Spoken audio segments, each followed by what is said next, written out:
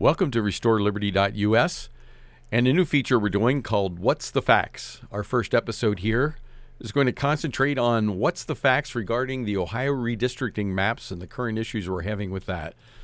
So just to give you a quick summary on what's going on, the Ohio Redistricting Committee, which involves basically the Ohio Attorney General, the Governor, the Secretary of State, and then representatives from both sides of the Republicans and Democrats, they get a say in what's going on. According to state law, they were supposed to have the maps drawn up by September 30th of last year. They didn't get around to submitting their first effort until 20th of November. The Supreme Court then ruled there are three plaintiffs that are saying those maps aren't representative of what the Constitution's calling for. They got a decision from the Supreme Court that was a 4-3 split on January 12th of this year. Maureen O'Connor, supposedly a Republican, is voting with the Democrats on this. So she's saying that, according to the 2015 Constitution change that we all voted for, I don't think anybody knew that set of rules was going to be impossible to deliver on, and I'll explain that in a minute. So basically what happened is in 2015, we changed the rules. It used to be the Redistricting Commission had final say in how the maps were drawn, and that was that. What happened in 2015 is that in an effort to make them more, bipartisan, which is just another way of saying give the liberals what they want, it basically said that you had to somehow balance the idea of keeping districts together. In other words, urban areas couldn't be split up. But you also had to come up with a map that somehow represented what happened in the last presidential election. So that's where the problem comes in, is that we're trying to balance this. How do you get a map that's representative of the democracy vote? In other words, how many people in Ohio en masse voted for Biden versus Trump versus what areas of the state voted for Biden versus Trump? And that's the root of the problem. So there's probably not an easy way to solve this, unfortunately. So let's just talk about what's going on and why we're at this crossroads. So the main thing you have to realize is that the Democrats/communists, they're always talking about the popular vote. Why is that? It's because to get the popular vote, you really only have to concentrate on the urban areas and the heavily populated states. That's why they want to get rid of the way we elect the president. They want to make it by popular vote. Well, the reason is because then you only have to spend your money in California, New York, New Jersey, and you basically win the election based on those heavily populated areas. We're seeing that play out now in Ohio. So in Ohio in 2020, Biden got 45.3% of the vote and Trump got 53.3%. And so what the Democrats are trying to say is since we got 45% of the vote, that means in any political breakdown you create, we should have that proportion of representation. Well, it sounds good, but it's not reflecting the true facts. So what are the true facts? If you zoom in and look at Ohio by county, Trump won 81 counties and Biden won 7. He got the 6 big urban areas and he got Athens County, that is the home to Ohio University.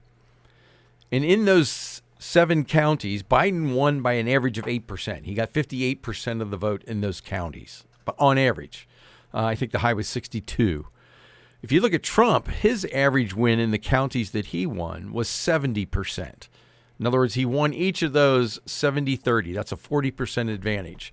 So not only is the map heavily red with only 7 blue areas, those blue areas are barely blue compared to what the red areas are. And you can see that if you look at that smaller map there, which is the precinct level map that shows, down at the precinct level, where is the vote going? And there it's really obvious. You can see where Toledo is. You can see where Cleveland is, Akron, Columbus, Dayton, and Cincinnati. And then you got the fluke out there in Athens. But the rest of the state is not even really pink. It's red. I mean, he's winning by large margins everywhere. So here's the problem we have right now. The problem is that we're being told that we have to represent the state in that 45-35 split. But when you look at the areas of the country, that's not what there is. It's not breaking out that way. So the only way to give you that 45% to the Democrats is by taking Ohio's big cities and splitting them with all the rural areas and suburbs around them. So basically what that means is you swap out all of the farmers, all of the soccer moms that live in the suburbs with what's going on in the city. And the cities rule the state of Ohio. And I just don't think that's in any sense of the word fair. So what happens is we're now in this limbo where we do not have maps.